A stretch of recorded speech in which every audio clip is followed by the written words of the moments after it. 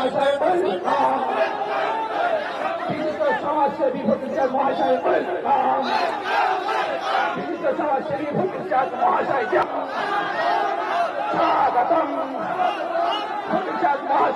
আজকে বাংলায় গতকালকে ঘোষণা হয়েছে ডিটেনশন ক্যাম্প হবে।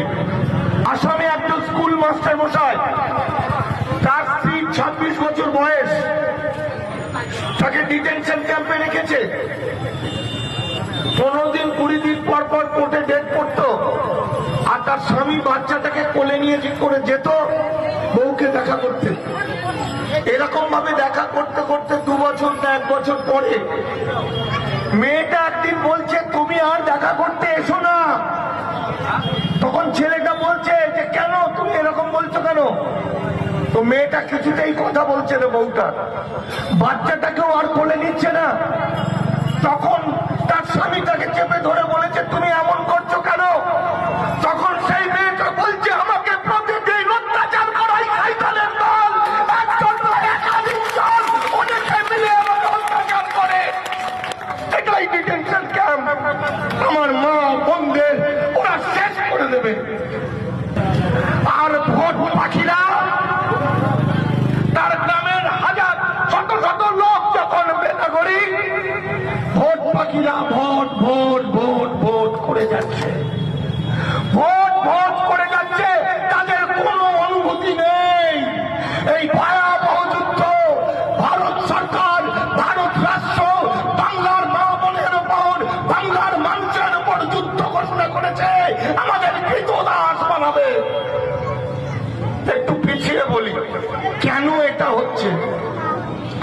1925 সালে আরএসএস তৈরি হয়। তখন থেকে তাদের মূল টার্গেট ছিল 2025 সালের পরে তারা ভারতকে হিন্দু রাষ্ট্র ঘোষণা করবে। একটা গ্রন্থ তারা রচনা করেছিল, সেইটাই তাদের আসল। সেটার নাম we or our nation divine. কে? আরএসএস গুরুজি গোলওয়ালকার। তিনি বলছেন হিটলার আমাদের আদর্শ, হিটলারের নীতি মেনে আমরা ভারতবর্ষকে আর্য রাষ্ট্র বা হিন্দু রাষ্ট্র করব। মুসলমানরা ভারতে থাকতে পাবে যদি তারা ধর্ম ত্যাগ করে।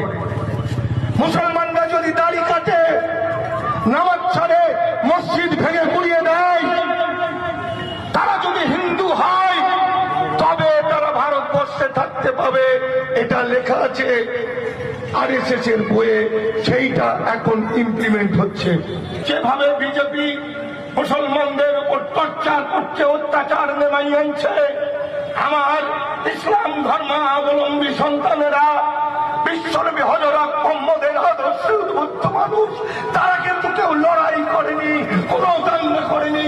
জান যাবে তবু তারা এই ভারতবর্ষকে ভাঙতে দেবে না, এই বাংলাকে কোন দাঙ্গা লাগাতে দেবে না। এটাই ইসলামিক শিক্ষা। মাদ্রাসাগুলো ওরা দখল নিতে চাইছে, ওরা মসজিদ ভাঙতে চাইছে, যাতে মুসলমানরা একত্রিত না হতে পারে। আর এই সব কথা আপনারা জানেন না, কারণ আপনাদের জানানো হয়নি। আমার দেশের সুপ্রিম কোর্টের প্রধান বিচারপতি দালাল, বিজেপি আরএসএস এর দালাল। এই দালাল নরেন্দ্র মোদী অমিতের 5 কুকুর। এই কুকুর আমার গোটা বাংলাকে দখল করার জন্য নির্বাচন কমিশনকে কাঁদিয়ে এই ঘটনাগুলো ঘটাচ্ছে। আমরা তো যুদ্ধ করতে আসিনি, যুদ্ধ শুরু করেছে ভারত সরকার। আমার গ্রামের আমার সহজ সরল মা বোন ভাই, যারা দুবেলা দুমুঠো অন্যের জন্য সারাটা দিন পরিশ্রম করে, তাদের উপর বিনা কারণে যুদ্ধ ঘোষণা করে তাদের চিরকালের জন্য বেনাগরিক করে দিচ্ছে বিজেপি আরএসএস। আমরা তবু চুপ করে আছি। ওরা জানে না আরএসএস বিজেপিকে ভুলে গেছে পৃথিবীর অন্যান্য ধর্মের মানুষেরা যখন বন্দুকের নলটাকে মৃত্যু বলে মনে করে, তখন আমার মুসলমান ভাইরা, তখন ইসলাম ধর্মাবলম্বীরা সেই বন্দুকের নলটাকে মনে করে জান্নাত। জান্নাত কতজনকে মারবি? এই যে মানুষ মরার জন্য প্রস্তুত, ভালো কাজের জন্য বিশ্বনবীর আদর্শে, সেই কটা মানুষকে মারবি তোরা খেপা? কোটি কোটি মানুষ আমরা পথে নেমে পড়বো, লক্ষ কোটি কোটি সমস্ত মানুষ এমন ভাবে ফুল দেবো সেই হাওয়ায় তোরা উড়ে যাবি। একটু কাজের কথা বলেনি, আমরা আন্দোলন করব গণতান্ত্রিক পদ্ধতিতে। একদিকে চলবে আন্দোলন, অন্যদিকে চলবে আইনি ব্যাপার। কারণ আমরা যদি আবেদন না করি ট্রাইব্যুনালে, তাহলে হঠাৎ করে বলবে এরা ডিলিট হয়ে গেল, এগুলো বাতিল, এদের আর হবে না। তাই আমরা আবেদনও করব, আমরা আন্দোলনও করব, দুটোই একসঙ্গে করব। আর একটা টোটকা আমি আপনাদের দিই, দেখুন 2002 সংবিধানে লেখা নেই, মাধ্যমিকের সার্টিফিকেট সংবিধানে লেখা নেই, পেনশনের কাগজ সংবিধানে লেখা নেই, এলআইসির কাগজ সংবিধানে লেখা নেই। এগুলো কোনটা নাগরিকত্বের প্রমাণ নয়। নাগরিকত্বের প্রমাণ আপনাদের প্রত্যেকের কাছে আছে। সংবিধান অনুযায়ী, সংবিধানের আগে জেলা থেকে যারা বাস করছে তারা এই ভারতের নাগরিক। যাদের কাছে 1952 সালে ভোটার তালিকায় দাদুর নাম আছে বা বাবার নাম আছে, তারা ভারতের নাগরিক।